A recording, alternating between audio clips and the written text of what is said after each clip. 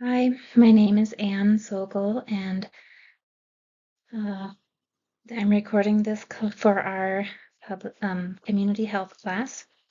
And I'm going to tell a little bit about myself, and of course, I need to share about my family um, first. Uh, I grew up in the state of Tennessee mostly, and then when I was about 26 years old, I moved to Ukraine and I became a missionary in Ukraine.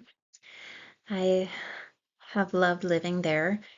To my surprise, I um, married a Ukrainian man and we had 4 kids.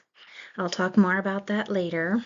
But I've been a missionary there for about 20 years now, and we've been missionaries for about 22 years now. My husband does some international missions and local ministries. So, our 4 kids um, were one was born in the States and the others were born in Ukraine, so I have some international birth experience.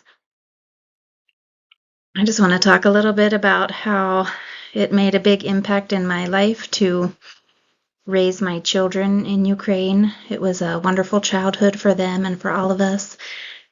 As you can see us up in the corner by the windmill, we love Ukrainian culture and we're able to do camping and have lots of homeschooling, educational trips, and it was just a great childhood for them. So then down in the corner, you see my husband Vitaly standing with the lady who did his citizenship interview when he became an American citizen in 2019. So that was also another exciting piece to our family. Here we are. I've had a long interest in home birth midwifery ever since I was a teenager. And if you see the picture of me laying on the floor in the dark, that's after the birth of my second child when we were in Ukraine.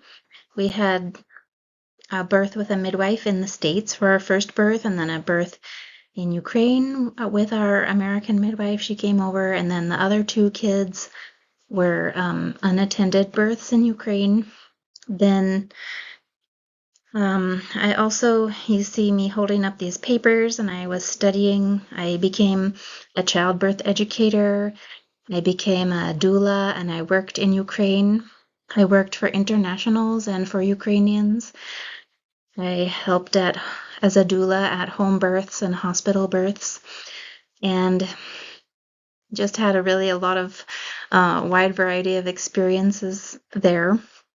And then I'm finally studying midwifery again and able to put myself in a place where I can do the clinical work that I need to do, as well as study at the National College of Midwifery.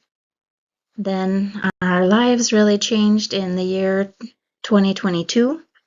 That was when the war began in Ukraine and is still going on there.